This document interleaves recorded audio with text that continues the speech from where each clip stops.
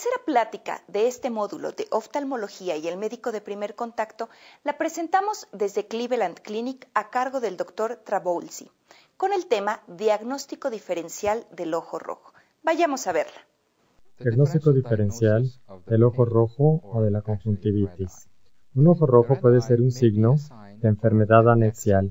Las glándulas anexiales son los párpados y las glándulas lagrimales, que incluyen trastornos en los párpados, padecimientos inflamatorios del sistema lagrimal y enfermedad en órbitas, o puede ser también un signo de enfermedad ocular. Bajo este rubro tenemos trastornos en la conjuntiva, enfermedad en la córnea, uveitis y glaucoma. Los objetivos de la presentación que les voy a dar ahora serán que pueden utilizar ustedes el historial, su examen clínico y sus conocimientos para localizar las anormalidades que están ocasionando ese ojo rojo y su probable etiología, y también ayudarles a manejar al paciente para minimizar las secuelas de la enfermedad y recetar la terapia adecuada o hacer la referencia adecuada si es que eso fuera necesario. Primero, vamos a caracterizar los síntomas. ¿Cuánto tiempo lleva el ojo rojo? ¿Es en un ojo o en los dos ojos? ¿Cuánto iniciaron los síntomas? ¿Se tiene un inicio agudo o lleva ya un tiempo ahí que va y viene? ¿Ha habido eventos precipitantes como un traumatismo o uso de lentes de contacto? ¿Ha habido episodios previos que sean similares o que sugieran que hay un problema subyacente común? Y finalmente, hay que ver si el paciente ha recibido un tratamiento antes de haber llegado con ustedes en su consultorio. Algo de lo que tienen que tener cuidado es la presencia de una visión disminuida, dolor grave, halos, en torno a la luz, historia de cirugía ocular reciente, puesto que estos 4 elementos pueden indicar una causa más severa del ojo rojo que las causas más comunes que ocasionalmente lo ocasionan. Los síntomas asociados son indicios muy buenos para el diagnóstico. Los pacientes que tienen comezón, exacerbación estacional y rinitis asociada normalmente tienen conjuntivitis alérgica. Los que se quejan de ardor, sensación de cuerpo extraño y lagrimeo pueden tener blefaritis o ojo seco, o pueden tener un cuerpo extraño, o las pestañas que estén friccionando el ojo. Si hay sensibilidad localizada en el párpado, quiere decir que pueden tener orzuelo o chalación. Si hay descargas mucopurulentas o costras, puede ser conjuntivitis bacteriana. Si las descargas son acuosas y los pacientes tienen una infección en vías respiratorias altas, si la conjuntivitis inició en un ojo y 2 días después se va al ojo contralateral, normalmente es una conjuntivitis viral. Si el dolor es intenso, si el paciente tiene náusea, vómito y además y ve halos en torno a la luz, puede ser algo más grave, puede ser una úlcera, abrasión, escleritis, glaucoma agudo, iritis, etc. En estos pacientes tenemos que poner más atención, y también la presencia de fotofobia intensa puede ser un indicio de algún padecimiento más serio. Cuando examinamos a estos pacientes, necesitamos verificar su agudeza visual. Si está reducida, hay que mandarla directamente al oftalmólogo, porque una conjuntivitis no debe de llevar a una menor agudeza visual. Hay que examinar las pupilas para ver si tiene simetría. Si el paciente tiene uveitis, glaucoma agudo, celulitis orbitaria, pues hay que ver la simetría de las pupilas, hay que ver el movimiento de los ojos de los pacientes. Si tienen celulitis orbitaria o periorbitaria, los músculos de los ojos pueden estar afectados y la movilidad puede estar reducida. Hay que verificar externamente los ojos, viéndolos o utilizando la midlinterna para ver en dónde está localizado el enrojecimiento. Si está en un eritema vertebral, pues podría ser un orzuelo o chalación. Si es periorbitario, pues puede ser dactioadenitis o dactiocistitis. Si es periorbitario difuso, puede ser una celulitis orbitaria o incluso una celulitis orbitaria. Entonces hay que ver si el ojo tiene proptosis, si se está yendo hacia adelante, porque esto quiere decir que hay un proceso en la órbita que está mandando el ojo hacia adelante. Y finalmente verifiquen para ver los ganglios linfáticos periauriculares, porque podrían haber infecciones y eso les puede indicar que a lo que se enfrentan es una conjuntivitis viral. Un examen con mini linterna sencillo puede ser muy útil. Vean el margen del párpado, vean la conjuntiva, el enrojecimiento está difuso o nada más está en un sector, o es una conjuntivitis o enrojecimiento sectorial en la conjuntiva. Puede ser nada más epiescleritis benigna. Los pacientes con conjuntivitis normalmente tienen enrojecimiento difuso. ¿Está en la parte limbal o está difuso? Si está en el limbo, entonces muy probablemente es uveitis, que es más severo. Hay secreciones. ¿Qué tipo de secreciones? ¿Son mucopurulentas? Entonces es bacteriana. Si son mucoides o si son acuosas, puede ser una conjuntivitis viral. Si hay hagan eversión del párpado para ver la conjuntiva. Si hay folículos en la conjuntiva, que son elevaciones en el centro blanco, podría ser conjuntivitis viral. Asegúrense de examinar la córnea. Si está clara, no es algo grave, pero si esta córnea está opaca, quizá tengan una úlcera en la córnea. Hay defectos en el epitelio, pueden verificar esto utilizando fluoresceína, viendo con la luz azul. Un orzuelo o perrilla se limitan, aunque cuando muchas veces pueden estar grandes, pueden ser internas, externas, y normalmente lo ocasiona el estafilococo dorado. El tratamiento es sencillo, compresas tibias y ungüentos antibióticos tópicos. Algunos de estos pacientes quizá necesiten antibióticos sistémicos si es que no mejoran. Una talación es por el bloqueo de la glándula de meibomio. Aquí tenemos un diagrama que nos muestra la glándula de meibomio en el párpado superior e inferior. Cuando se tapan o se taponean, la inflamación dentro de la glándula forma un granuloma. Y si no se resuelve después de un tiempo utilizando compresas o eritromicina, pues entonces quizá haya que extirparlas. Blefaritis, inflamación del párpado, normalmente el margen palpebral, y puede asociarse porque haya rosácea, síntomas de afectación por las pestañas. El margen palpebral puede estar rojo, puede tener vasos dilatados, y el tratamiento son higiene de párpados con compresas tibias y ungüento antibiótico en el margen. Yo prefiero utilizar eritromicina porque es muy efectiva y relativamente barata. No daría yo ninguna recomendación específica para tipos de antibióticos que utilizaran ustedes para conjuntivitis bacteriana, por ejemplo, puesto que todos funcionan. Yo prefiero utilizar los antibióticos que son más económicos. Si pueden pagar poco y tener un resultado efectivo, ¿para qué pagar 100 o $120 por un antibiótico que no nos va a ayudar mejor que los otros? Algunos de estos pacientes con blefaritis quizá requieran tetraciclina o eritromicina sistémica. Los ojos secos es porque se irritan los ojos, especialmente en los adultos, especialmente en mujeres posmenopáusicas y en pacientes con el síndrome de Sjögren. Pueden ocasionar erosiones epitelarias en la córnea, y aquí la lámina nos muestra cómo se ha teñido con fluorescina y vemos aquí un patrón difuso, no específico en la superficie de la córnea, que vemos que está irritada y parte del epitelio tiene abrasión. El tratamiento son lubricantes. El paciente necesita colocarse lágrimas artificiales o ungüento varias veces al día, 1 o 2 o 3 veces al día. Necesitan, y no nada más 3 días, sino un tiempo más prolongado.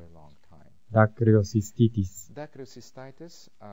Esto se refiere a una infección o una inflamación del saco nasolagrimal. Aquí tenemos a un bebé que nació con dacryocystitis y vemos aquí cómo los conductos lagrimales están bloqueados por quistes que se inflamaron.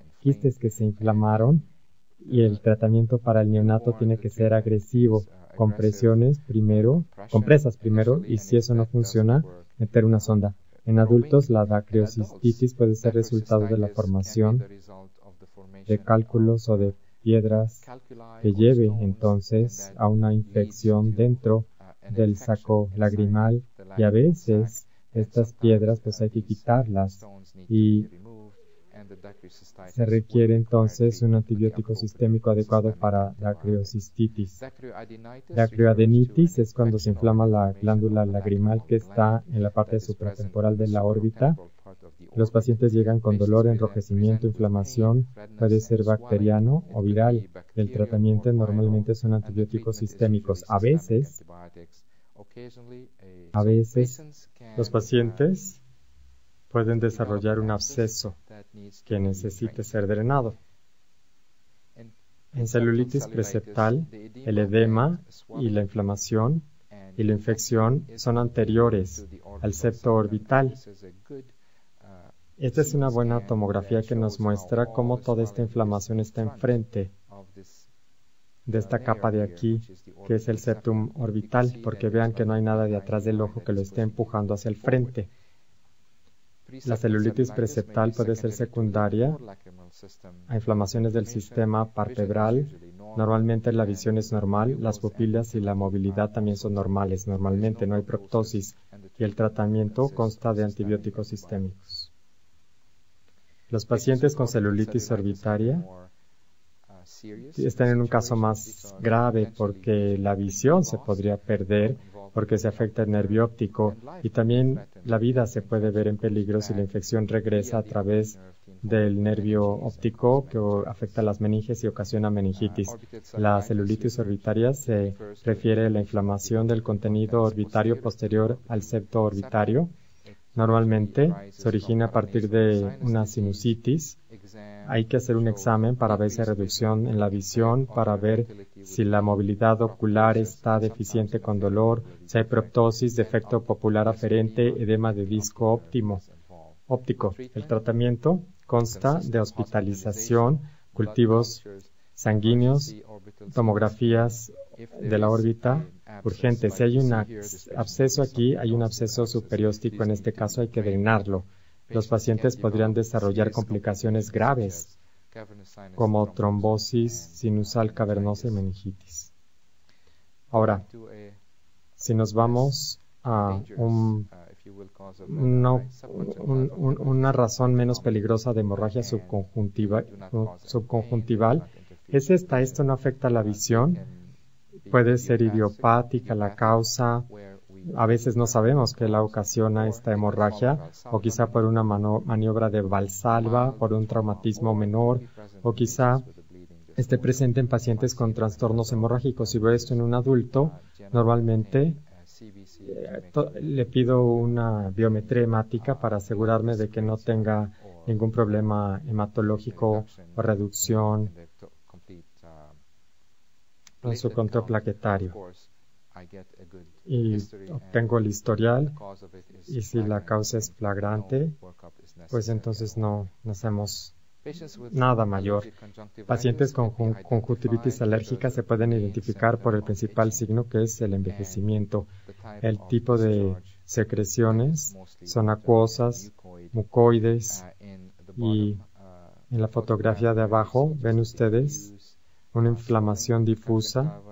Aquí el paciente tenía mucha comezón y arriba, en la fotografía de arriba ven ustedes una mayor elevación que está localizada en la conjuntiva palpebral, y esto está presente en los pacientes que tienen un tipo de conjuntivitis alérgica crónica más seria, y muchos de estos pacientes quizá necesiten esteroides tópicos, gotas, que tratamos de evitar. El tratamiento para casos simples pueden ser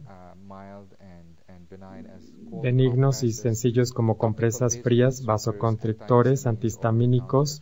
Tópicos se pueden utilizar. Muchos pacientes responden bien a estabilizadores de células cebadas. Hay varios de estos en el mercado. Y en casos más severos, y si no responden a ninguno de los tratamientos previos, pues entonces antihistamínicos sistémicos, muchos de ellos tienen una enfermedad tópica y otras alergias, y en ese caso hay que utilizar esteroides tópicos. La conjuntivitis viral afecta normalmente a niños mayores Por lo general, se da de manera unilateral y luego afecta al ojo contralateral. Puede estar asociado con faringitis o una infección en vías respiratorias altas. Normalmente encontramos un ganglio submandibular, lo cual nos muestra que es un adenovirus. La conjuntivitis viral se resuelve espontáneamente en 10 a 14 días, aun cuando hay casos en que dura más y puede afectar la córnea, lo que lleva a una queratoconjuntivitis.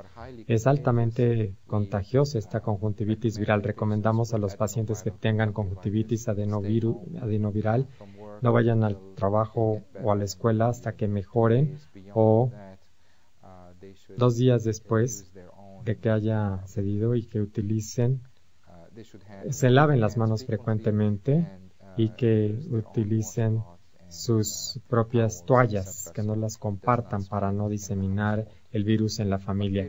La conjuntivitis bacteriana normalmente se presenta en niños en edad preescolar. Normalmente es bilateral, pero podría ser unilateral también. Acuérdense, esto es lo contrario de la conjuntivitis viral. Las secreciones son mucopurulentas con manchas y puede estar asociada con otitis media. Podría resolverse de manera espontánea en 10 a 14 días, incluso sin tratamiento. Sin embargo, les damos antibióticos, puesto que así se resuelve mucho más rápido.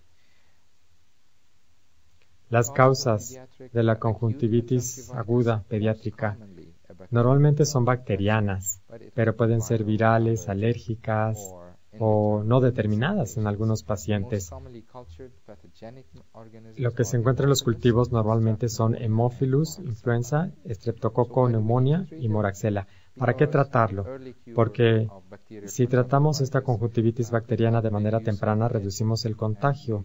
Y aquellos de ustedes quienes cuiden niños sabrán que no se pueden llevar a la escuela hasta que se hayan curado, hasta que el doctor lo autorice. Puede mejorar la calidad de vida del paciente y pueden regresar antes a la escuela o al trabajo.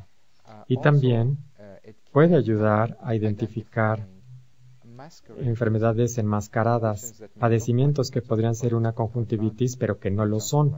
Si los tratan con antibióticos y se esperan unos días y aún así no mejoran, hay que sospechar de que puede ser algo más.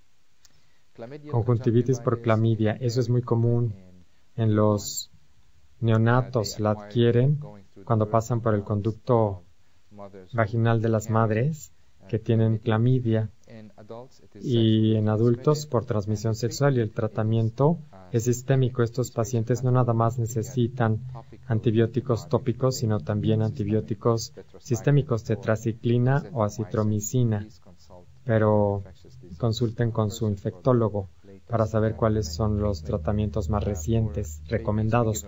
Para los bebés les damos aritromicina tópica y antibióticos sistémicos. Y las parejas de los pacientes afectados deben de ser informados y se les debe de tratar. Y deben de hacer un examen de laboratorio para ver si hay algún otro tipo de enfermedad sexualmente transmitida.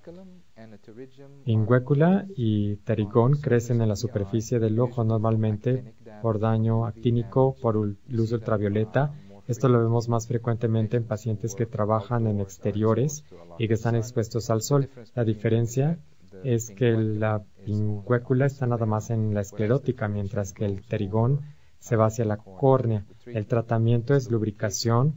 Si hay enrojecimiento e inflamación asociado, pues entonces hay que usar esteroides tópicos leves y a veces hay que hacer una incisión quirúrgica.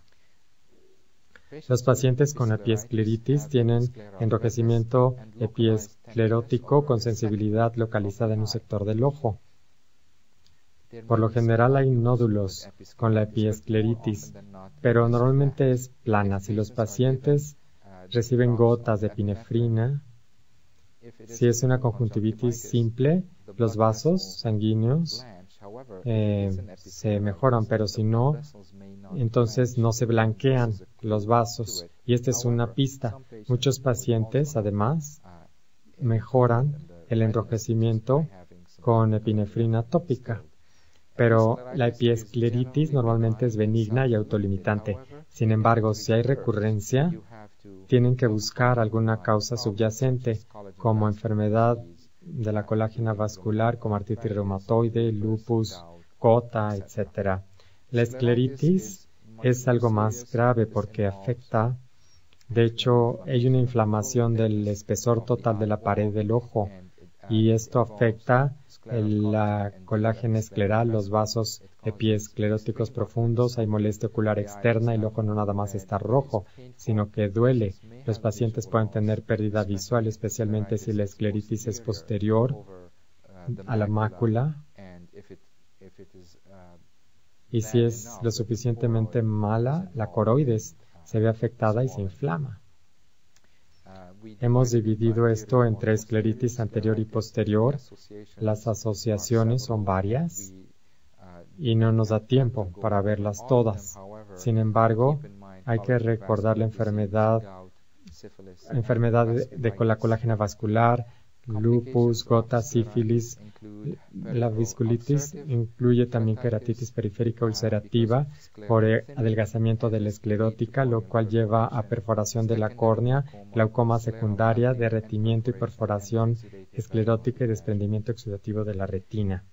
Ahora bien, si seguimos hacia un padecimiento más benigno que ustedes ven con frecuencia, me parece, en su ejercicio profesional, son las abrasión de la córnea, que son resultado de un traumatismo agudo en la córnea. Puede ser un cuerpo extraño, una uña, un arañazo, y esto da como resultado dolor ocular grave, lagrimeo, fotofobia, y si la abrasión está en el centro de la córnea, pues puede llevar a una visión reducida. Si ven estos pacientes y les ponen un anestésico tópico, el dolor desaparece porque están anestesiando la córnea y eso puede ayudar a diferenciar el dolor de una abrasión de córnea a un dolor que venga de una uveitis, por ejemplo, o de un espasmo de cuerpos ciliares. El tratamiento son ungüentos o gotas antibióticas. Pueden o no parchar el ojo. El parche era el tratamiento estándar antes, pero hoy preferimos que no se ponga un parche en el ojo para que no vaya a haber transformación de la abrasión hacia una úlcera, permitiendo que se formen bacterias ahí. Es importante que haya movimiento constante de los párpados y que haya lubricación. Eso es suficiente para poder inducir la cicatrización de esta abrasión en la córnea. Si hay un defecto epitelial que se infecta, si el epitelio de la córnea se infecta, da como resultado lo que llamamos queratitis infecciosa o úlceras en la córnea. Y en estos pacientes hay adelgazamiento del estroma de la córnea, y esto es por la secreción de las enzimas que liberan las bacterias que disuelven el estroma, incluso al punto en donde haya una perforación de la córnea. Los hallazgos asociados en esta fotografía ven ustedes cómo hay leucocitos en la cámara anterior que se han puesto como capas para formar un hipopion.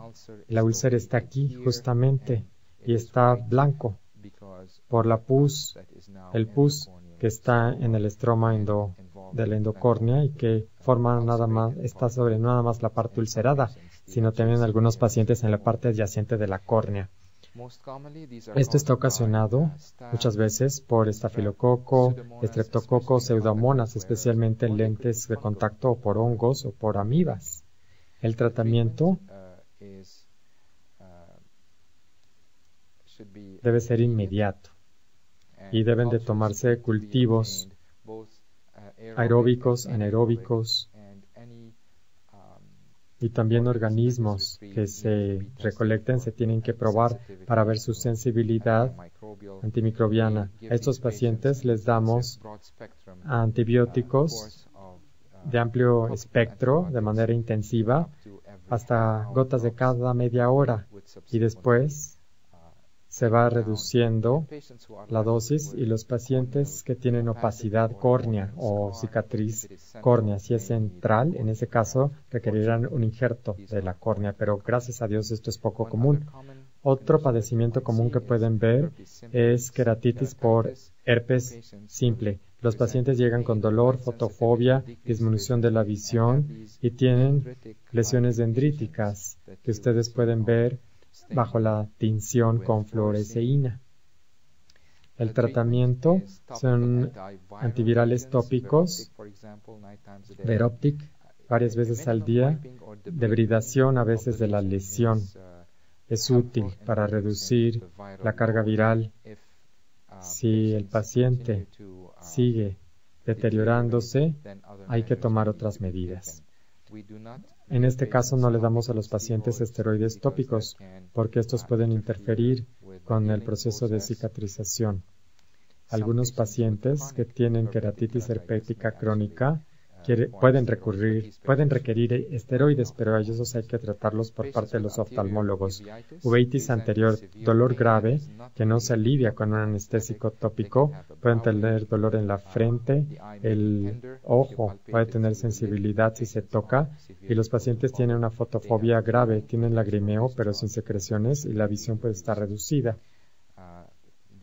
Tienen lo que llamamos enrojecimiento ciliar, o enjuague ciliar, vemos como empieza en el limbo, por eso se llama circunlimbal, y la pupila es del mismo tamaño, la pupila del mismo tamaño es más pequeña que la pupila del ojo contralateral porque hay un espasmo. Los pacientes que tienen una uveitis anterior severa pueden tener depósito de leucocitos en la superficie posterior del ojo que son precipitados queratínicos, lo vemos en este paciente. Y si vemos aquí dentro del ojo, la cámara anterior está nebulosa porque hay muchos leucocitos que están flotando. La pupila puede ser irregular y si hay suficientes leucocitos en la parte de enfrente del ojo, se puede crear un hipopión, como cuando hay úlceras en la córnea. Esto aplica especialmente para pacientes con uveitis anterior HLA-B27. El tratamiento es dilatar la pupila, ciclopelgia para aliviar el dolor y prevenir las sinequias posteriores, esteroides tópicos, y responden bastante bien, Sin embargo, si los pacientes tienen un padecimiento recurrente o bilateral, uveitis bilateral, hay que hacer un análisis completo para identificar trastornos sistémicos asociados como sarcoides, espondilitis anquilosante, etc. Los pacientes con uveitis anterior pueden tener secuelas o complicaciones tardías por esta uveitis si es recurrente y si no se trata, incluyendo cataratas, edema macular e incluso glaucoma con bloqueo pupilar si es que hay adherencias entre el iris y el cristalino. Para resumir entonces, debo decir que es muy importante que si quieren tener un diagnóstico preciso y utilizar el tratamiento adecuado para los pacientes con conjuntivitis, es importante que hagan las preguntas adecuadas. Acuérdense, la comezón puede ser una alergia, secreciones mucopurulentas son por bacterias. El dolor y inflamación o enrojecimiento perelímbico es uveitis. Si se acuerdan de estos tres factores, entonces podrán hacer un buen diagnóstico. Asegúrense de no pasar por altos síndromes enmascarados como glaucoma, que aparentemente es conjuntivitis, y sepan cuándo referir a los pacientes. Con eso terminamos. Y ahora tengo esta pregunta. De las siguientes causas de ojo rojo, ¿cuál tiene la mayor probabilidad de estar asociada con enfermedad sistémica? ¿Conjuntivitis? ¿Úlcera en la córnea? ¿Uveitis? ¿O hemorragia subconjuntival? La respuesta es uveitis. Quizá digan ustedes, la hemorragia subconjuntival puede ser un indicio. Sí, tal vez sí. Los pacientes con úlceras en la córnea normalmente no tienen enfermedades sistémicas. Puede ser porque usan lentes de contacto o quizás se lesionaron. Pero en general, la conjuntivitis no es un signo de enfermedad sistémica. Muchas gracias por su atención.